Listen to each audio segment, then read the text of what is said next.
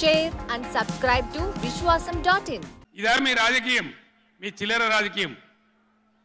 మేడిగడ్డ ఉంటే అందులో 250 పిల్లర్లు ఉంటాయి, 250 300 ఉంటాయి. కాళేశ్వరం ప్రాజెక్ట్ అంటే ఒక ఆట బొమ్మ కాదు. 3 బ్యారేజీలు ఉంటాయి గోదావరి మీద, 200 కిలోమీటర్ల టన్నెల్స్ ఉంటాయి, 1500 కిలోమీటర్ల కాలువ ఉంటుంది, ఒక 19 సబ్ స్టేషన్లు ఉంటాయి, ఒక 20 రిజర్వాయర్లు ఉంటాయి. ఇదంతా కాళేశ్వరం ప్రాజెక్ట్ కాదట. ఒక 2-3 పిల్లర్లు కుంగిపోయినాయి. ఎన్నిసార్లు కుంగిపోలే? నాగార్జున సార్లు కుంగిపోలేదా? కడెం ప్రాజెక్టు గేట్లు కొట్టుకపోలేదా? మొన్నటిదాకా మూసీ ప్రాజెక్టు గేట్లు చక్కగా ఉండేదా? కొట్టుకపోలేదా?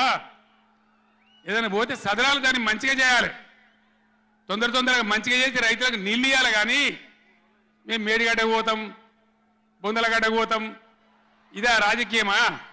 ఇది తెలివి అనిపించుకుంటుందా? ఇవి కాదు కావాల్సింది, రాష్ట్రానికి ప్రజలకు కావాల్సింది.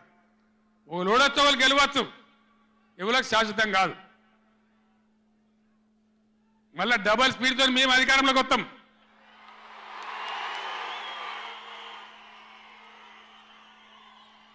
అప్పుడు మేము గిట్లే మాట్లాడన్నా, ఈ పద్ధతి అనుసరించానా? Like, share and subscribe to Vishwasam.in.